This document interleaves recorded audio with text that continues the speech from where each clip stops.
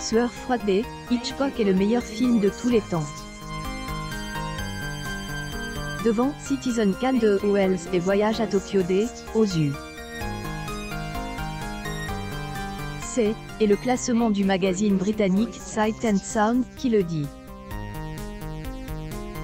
Elle, Étranger de Camus est le livre le plus marquant du XX siècle. À la recherche du temps perdu de Proust et le Prost de Kafka arrive juste derrière, selon le palmarès établi en 1999 par la Fnac et Le Monde. Respect D, Aretha Franklin, Elle, est la meilleure chanson de Elle, Histoire des chansons.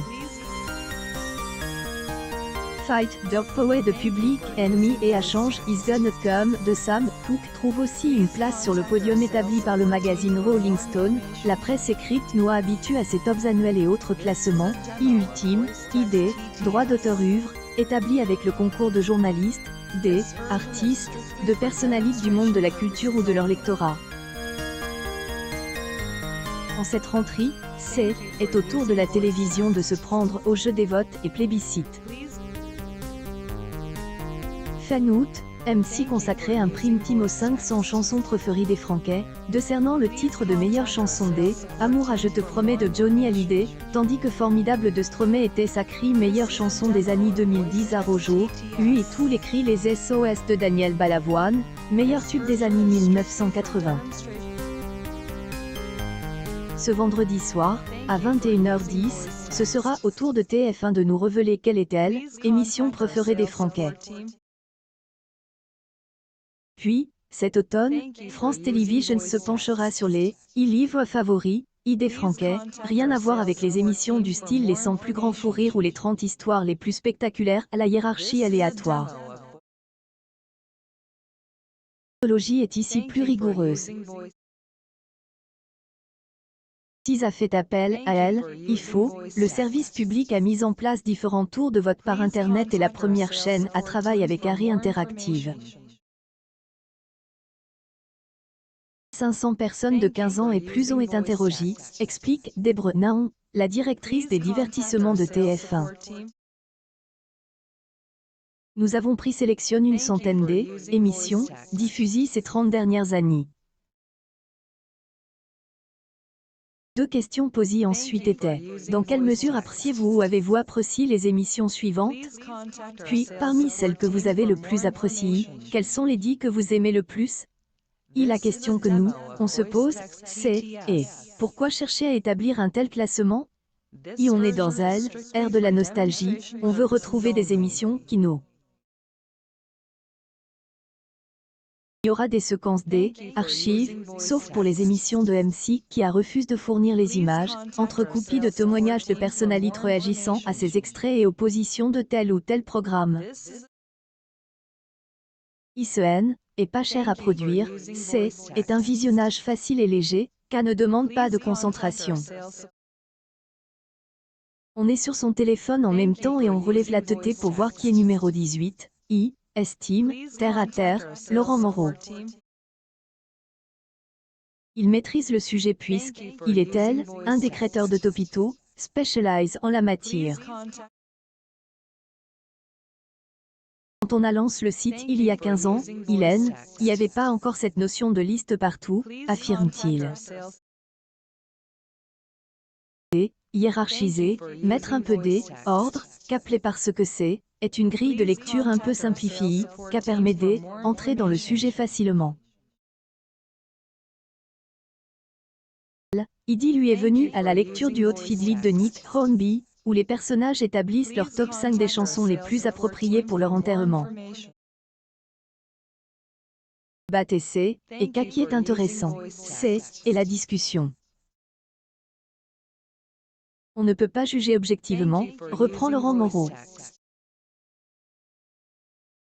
Quand je fais le top 5 de mes séries préférées de elle, Annie, je ne suis pas sûr que la numéro 1 soit meilleure que la numéro 3, mais elle, exercice M, a permis d'extraire ces 5 séries-là parmi les 100 que j'ai pu voir.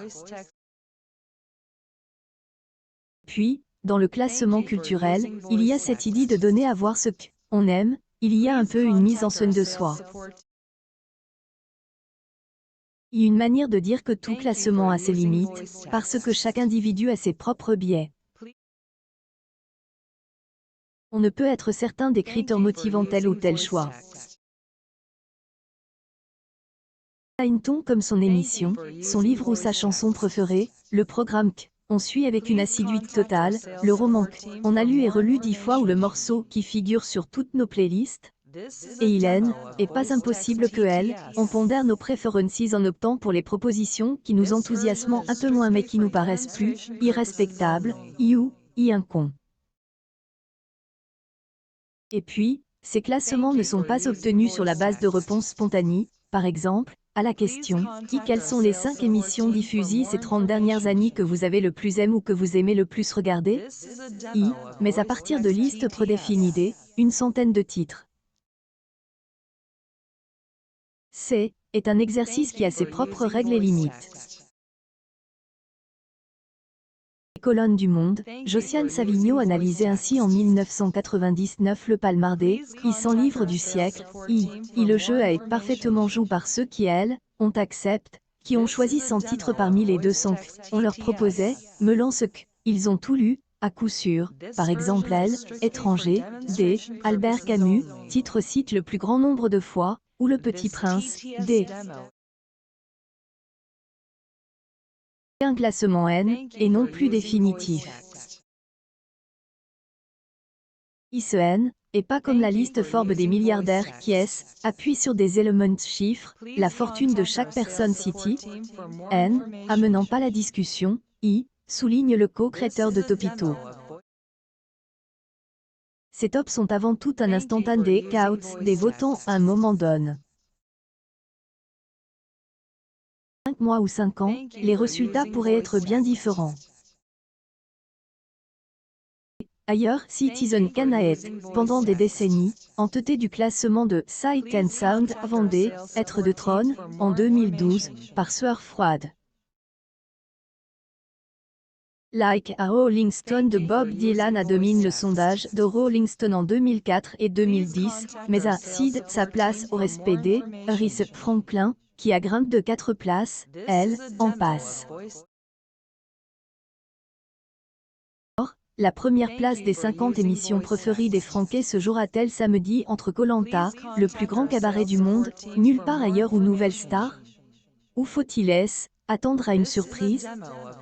Importe, en fin de compte, pourvu que cela nourrisse les discussions et qu'il y ait un peu de suspense.